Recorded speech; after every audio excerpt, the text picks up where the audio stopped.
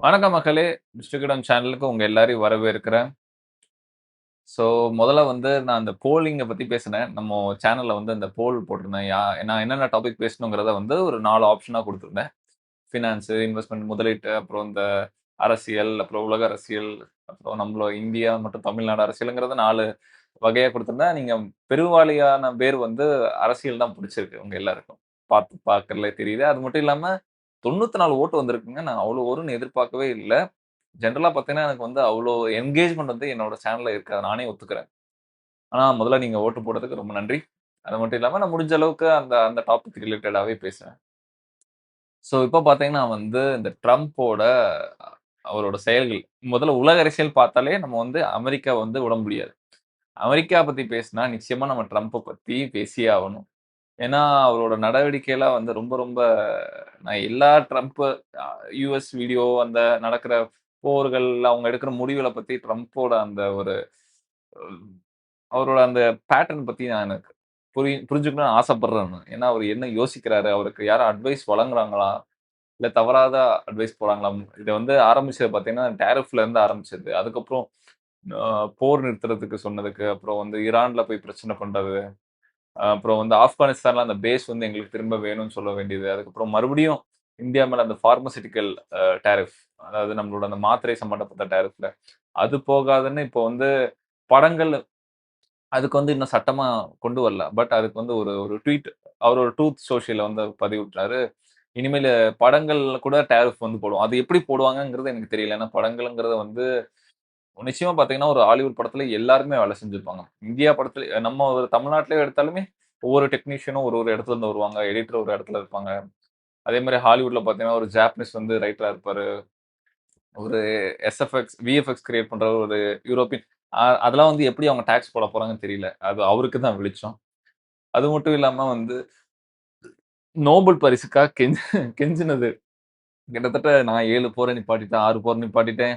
எனக்கு நோபல் பரிசு குடுக்கலன்னா, அவங்க அமெரிக்காவ எதிர்க்க மாரி என்னென்னமோ சொல்றாரு. அவருக்கு தெரிஞ்சு அவர் நோபல் பரிசு இத விட யாரும் இப்படி கேட்டதா நான் வரலாற்றுல பார்த்ததில்ல. எனக்கு குடுக்க வேண்டும்னு. அ அது போக பார்த்தீங்கன்னா வந்து, இந்த மாரி பல விஷயங்கள் பண்ணிட்டு இருக்காரு. இப்போ பார்த்தீங்கன்னா, ஷட் டவுன். அதாவது இப்போ ஒரு அவங்களோட அவங்களோட யுஎஸ்ல இருக்க முக்கியமான அரசு அலுவலகங்கள், அதெல்லாம் பார்த்தீங்கன்னா வந்து ஷட் டவுன் கொண்டு வந்திருக்காங்க. அதாவது ஒரு சில ஆட்கள் அவங்கள பணியில இருக்க ஒரு சில நபர்களுக்கு வந்து வேலை வழங்காம இருக்கிறது. கொஞ்ச நாளைக்கு வந்து விடுப்பு, இல்லன்னா சம்பளம் இல்லாம வேலை குடுக்குறது. அது போக தேவைப்பட்டா லே ஆஃப்ஸும் பண்ணுவாங்க. இது வந்து எதுக்கு பண்றாங்கன்னா, ஒண்ணு அரசுல கஜானா வந்து காலியாகும்போது, அவங்களுக்கு நெறைய கேஷ் ஃப்ளோ கம்மியாகும்போது, ரொம்ப குறைவான பணம் இருக்கும்போது இத பண்ணுவாங்க. இத ஷட் டவுன் சொல்லுவாங்க. இது கடந்த கடந்த வாட்டி எப்ப நடந்ததுன்னா, அதுவும் ட்ரம்போட இதுக்கு முன்னாடி இருந்த அவரோட டென்யூர்ல வந்து நடந்தது. இப்போ அதுக்கப்புறம் மறுபடியும் பார்த்தீங்கன்னா, அவரோட டென்யூர்லயும் நடக்குது. இத வந்து அந்த பிரஸ் செக்ரட்டரி கேத்தரின் நெனைக்கிறேன். கேத்தரின் லிவிட் அவங்க வந்து இத ரொம்ப பிரீஃபா பண்ணியிருந்தாங்க. இத கொண்டு வந்ததுக்கு காரணமே வந்து ஜனநாயக கட்சி தான். அவங்க போட்ட ஓட்டுனால தான் வந்து நாங்க கொண்டு வந்தோம். அதனால தான் நாங்களும் வைஸ் பிரசிடென்ட்டும் வந்து இப்போ உங்க முன்னாடி நிக்கிறோம். இல்லன்னா நம்ம வேற எதா பத்தி பேசிட்டு இருக்கோங்கிறத, அவங்க இப்ப நடந்த ஒரு ரீசென்ட்டான ஒரு பிரஸ் மீட்ல வந்து கிளாரிஃபை பண்ணியிருந்தாங்க. ஸோ, அது போக பார்த்தீங்கன்னா வந்து, இஸ்ரேல் அவங்க வந்து ஹமாஸ்க்கு குடுத்த கெடுபிடி. ட்ரம்ப் நேரடியா. கிட்டத்தட்ட 72 மணி நேரம் அது முடிஞ்சிருச்சுன்னு நெனைக்கிறேன். ஏன்னா, அந்த 20 பாயிண்ட்ல அவர் வந்து முக்கியமான விஷயம் சொல்லியிருந்தாரு. ஹமாஸ் குடுத்த அந்த 72 மணி நேரம் அதுக்குள்ள உங்களுக்கு வேற வழியே இல்ல. நீங்களா சரணடைஞ்சிருங்க. இல்லன்னா வந்து முக்கியமா அந்த 20 பாயிண்ட் எல்லாத்தையும் சேர்த்து சொன்னாரு. இந்த இந்த வரையறைக்குள்ளலாம் இது நீங்க ஒத்துக்கொண்டு நீங்க சரணடைங்க. ஏன்னா, இதுக்கு இஸ்ரேல் வந்து ஒத்துக்கிட்டாங்க. நீங்க சீஸ் ஃபயர் கொண்டு வரது, காசா வந்து பீஸ்ஃபுல் ஆக்குறது, அந்த காசா வந்து ஒரு ஈஸியான ஒரு ஃப்ளோயிங் பாத் ஆக்குறது. அதுக்கப்புறம் உங்களோட ஆயுதங்கள சரணடைக்கிறது மாரி நெறைய விஷயம் அந்த 20 வரையிலயே நான் அந்த வீடியோலயே சொல்லியிருந்தேன். அது ஒண்ணு. அதுக்கு வந்து ஒரு ட்ரம்ப் வந்து ஒரு சொல்யூஷன் குடுத்ததா அவரு சொல்லிட்டு இருக்காரு. ஹமாஸ் அதுக்கு இன்னும் அதுக்கப்புறம் வந்து அஃபிஷியலான ஒரு ஸ்டேட்மெண்ட் வந்து ஹமாஸ் கிட்ட இருந்து வரல, இப்போதைக்கு. ஸோ இது பத்தாதுன்னு வந்து அவரு இதுக்கு முன்னாடி நான் இன்னொரு விஷயத்த பத்தி பேச விருப்பப்படுறேன். ஏன்னா, இந்த ட்ரம்போட டாரிஃப் ஒண்ணு விசா நமக்கு தெரியும். ஜூலை எண்ட்ல சொல்லி ஆகஸ்ட் அந்த 1 வீக் அந்த டயத்துல வந்து இந்த 50% வச்ச டாரிஃப்ஸ். இதுல என்ன ஒரு பியூட்டின்னா, இந்த டாரிஃப்ஸ் தாண்டியும் நம்மளோட எக்ஸ்போர்ட்ஸ் வந்து வளர்ந்திருக்குங்க. டேட்டாஸ் படி பார்த்தீங்கன்னா, ஆகஸ்ட்ல மட்டுமே கிட்டத்தட்ட வந்து 6% வந்து நம்மளோட எக்ஸ்போர்ட் வளர்ந்திருக்கு. அது போக இந்த டாரிஃப்னால நமக்கு புது புது நாடுகளோட வந்து இப்போ வர்த்தகம் வச்சுக்கிட்டோம். ஏற்கனவே இருக்க நாடுகளோட இருக்கிறத விட இன்னும் அதிகமாக்கிட்டோம். இதுக்கு முக்கிய நாடு பார்த்தீங்கன்னா வந்து ஸ் யுஏஇ நெறைய நாடுகள் இருக்கு. யுஏஇ, இட்டாலி, அதுக்கப்புறம் பார்த்தீங்கன்னா பங்களாதேஷ், அதுக்கப்புறம் நேபாள், சிங்கப்பூர், ஹாங்காங் இந்த மாரி European countries, African countries, middle east இந்த மாரி எல்லா கண்டத்திலயும் இருக்க நெறைய நாடுகளோட நம்ம வர்த்தகத்த இன்னும் புஷ் பண்ண ஆரம்பிச்சுட்டோம். முக்கியமா பார்த்தீங்கன்னா, ஹாங்காங்ல 62% உயர்ந்திருக்கு. ஏற்கனவே இருந்த எக்ஸ்போர்ட்ட விட. சைனால 22% அப்புறம் யுஏஇல 23%. ஸோ, இந்த மாரி ஒரு டாரிஃப்ல கொண்டு வரும்போது ஒண்ணு நெருக்க தான் முயற்சி பண்ணுவாங்க. ஆனா, சில சமயம் வந்து அது புது புது வழிகளுக்கான திறவுகோலா இருக்கும். அதுக்கு இந்த டாரிஃப் வந்து உதாரணம். அதே மாரி பார்மாசூட்டிக்கல்ல போட்டிருக்க பிரஷர்ல நமக்கு அது அவரு செப்டம்பர்ல அனவுன்ஸ் பண்ணனால, அது நம்மளோட மேபி அக்டோபர் எண்ட்லயும், இல்ல நவம்பர் ஸ்டார்ட்டிங்ல தான் நமக்கு வந்து செப்டம்பர்ல என்ன அஃபெக்ட் ஆயிருக்குன்னு தெரியும். இருந்தாலும் நெறைய பேர் சொல்றது என்னன்னா, அந்த டாரிஃப்ஸோட எஃபெக்ட்லாம் வந்து லாங் டெர்ம்ல தான் தெரியும்னு சொல்றாங்க. ஸோ, அதெல்லாம் ஒரு புறம் இருக்கட்டும். ஸோ, இன்னொன்னு என்னதுன்னா வந்து, அவரு குடுத்த அந்த டாரிஃப்ஸ் அதுக்கான அர்த்தமே இல்லாம போச்சு. நம்ம இந்தியா வந்து அந்த அளவுக்கு வந்து நல்லா பெர்ஃபார்ம் பண்ணியிருக்கோம். ஸோ, அவரு எதுக்கு இத பண்றாருங்கிறது வந்து ஒரு கேள்வி. எனக்கு தெரிஞ்சு முக்கியமான ஒரு ரீசன் வந்து இந்தியன்ஸ் மேல உள்ள ஹேட்.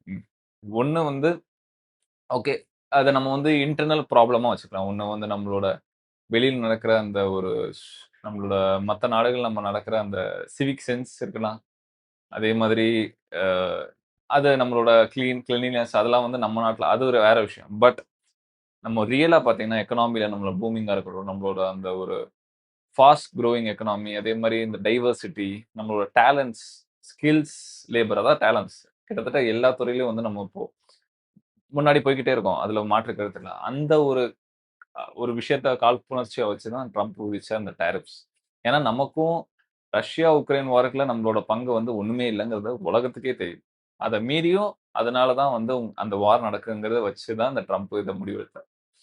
ஸோ இதெல்லாம் சேர்த்து பார்க்கும்போது பார்த்தீங்கன்னா வந்து, ட்ரம்ப்புக்கு ஒண்ணு தவறுதலான அட்வைஸ் வந்து கெ கிடைக்குதுன்னு நான் சொல்லுவேன். அது மட்டும் இல்லாம ட்ரம்ப்புக்கு எடுக்கிற அந்த முடிவுக்கு அதிருப்தியா அவங்க மக்களே இருக்காங்க. அவங்க மக்களே வந்து அதிருப்தி, அதுவும் அவங்க கட்சிக்குள்ளேயே நெறைய அதிருப்தி இருக்கு. இவரு எடுக்கிற முடிவு. முக்கியமா நெறைய வல்லுனர்கள் அங்க இருந்தவங்க சொன்னாங்கன்னா, இந்த இந்தியா மேல விட்ட டாரிஃப் வந்து ரொம்ப தவறான விஷயம். முக்கியமா பார்த்தீங்கன்னா, அங்க சைனாவோட ஆதிக்கம் அதிகமா இருக்கு. சைனாவோட ஆதிக்கத்த கவுண்டர் வெயிட் பண்றதுக்கு வந்து இந்தியாவோட உறவு நமக்கு ரொம்ப முக்கியங்கிறது வந்து நெறைய வல்லுனருக்கு அமெரிக்கா இருக்கவங்க ட்ரம்புக்கு குடுத்துருக்காங்க ஆலோசனை. அத கேட்கிறாரா இல்லையாங்கிறது வந்து கடவுளுக்கு தான், இல்ல அவருக்கு தான் வெளிச்சம். ஸோ, எனக்கு தெரிஞ்சு இவரு பண்றதுல வந்து நமக்கு நல்லதாங்கிறது. ஒரு புது புது நமக்கு வர்த்தகம் ஓப்பன் ஆவுது. நமக்கு ஒரு இது தடை பண்ணா நமக்கு வந்து இன்னும் ஒரு புது புது ஒரு இடத்த பிளாக் பண்ணோம்னா, நமக்கு இன்னும் ஒரு அவரு ஹெல்ப் தான் பண்றாரு நமக்கு. அ அமெரிக்காவ மட்டும் டிபெண்ட் பண்ணி இருக்காதீங்க. மத்த நாடோடயும் சேர்ந்து இருங்கங்கிறத வந்து அவரோட ஆக்ஷன் மூலமா சொல்றாருன்னு நான் நெனைக்கிறேன்.